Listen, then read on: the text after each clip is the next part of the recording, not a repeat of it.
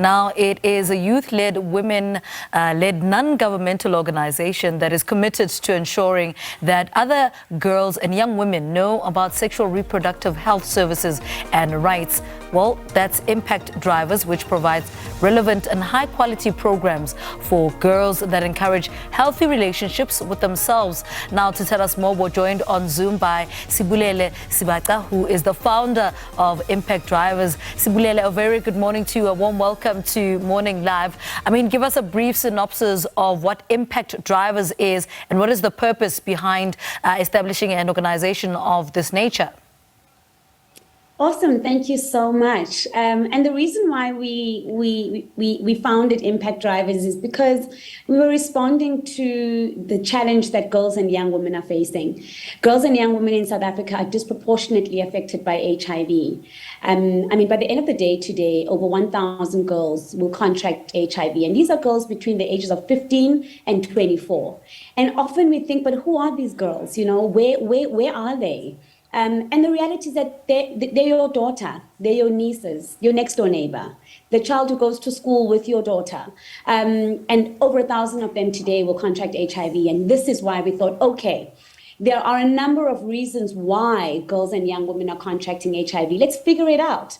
Some are biomedical, some are structural, some are behavioral. And our role is to break down those barriers so that girls and young women continue to access the sexual reproductive health and rights services so that we can bend the curve of HIV infections in South Africa.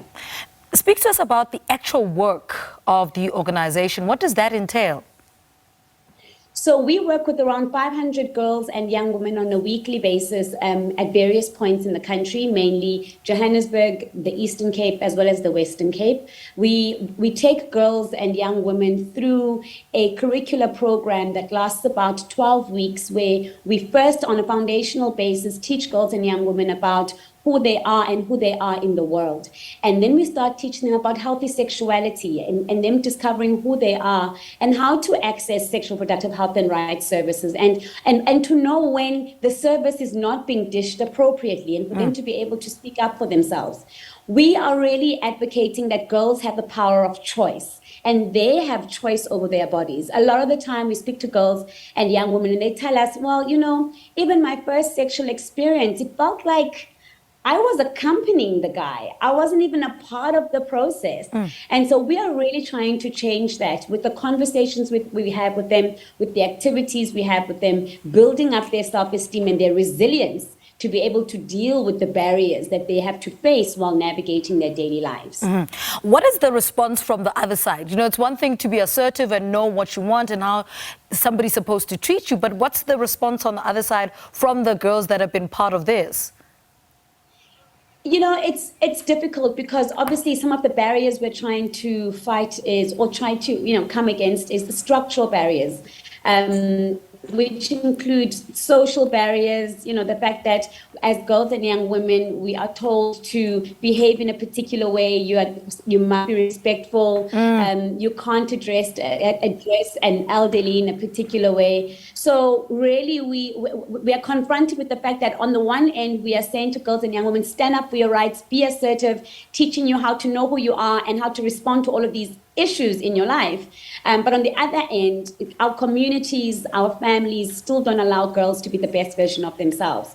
But we've come, you know, we continue to push. We don't stop. We work with girls and young women in all their diversity. And, you know, doing this now for almost 10 years, we've got such amazing success stories of girls and young women who we started with when they were in the middle of high school and now they're finishing varsity, doing, you know, getting degrees in things that are going to impact not only their lives, but the communities that they come from. So we've had great success. And obviously we've had amazing partners who help us do the work that we do. For example, like the South African National AIDS Council, SANEC, as well as the Global Fund, and Her Voice Fund, who allows us to do the work that we do with no interruptions. I want to quickly talk about Zimi Mabunzi and how she's become the brand ambassador. Tell us a little bit about that and what that means going forward. I see your excitement. So exciting for us because she's such an incredible young woman who from back home in the Eastern Cape, she started within her church. She was rather a part of a program that really focused on girls and young women's growth and development within the church. Now, we know how tricky that can be, right? But she's always been an advocate for girls and young women, being a voice for them and just making sure that, girls and young women's voices are heard, especially in spaces and in rooms and around the table where their voices are usually silenced. And so for us, when we started working with Zimi, it was a no-brainer. She's incredible, her energy, the girls love her, and she just speaks. When she opens her mouth, it just makes sense. So we're so excited that Zimi has joined us. She's just finished her reigns as a runner-up for last year Miss South Africa, and she was also looking to get involved. All right. So we're excited that she's here, yeah. All right, Sibu, thank you so much for talking to us. Good luck with the organization going forward. Thank you so much for the work that you do for our young girls. Sibulele Sibaca is the founder of Impact Drivers, and she was speaking to us about Impact Drivers, a youth-led, women-led, non-governmental organization.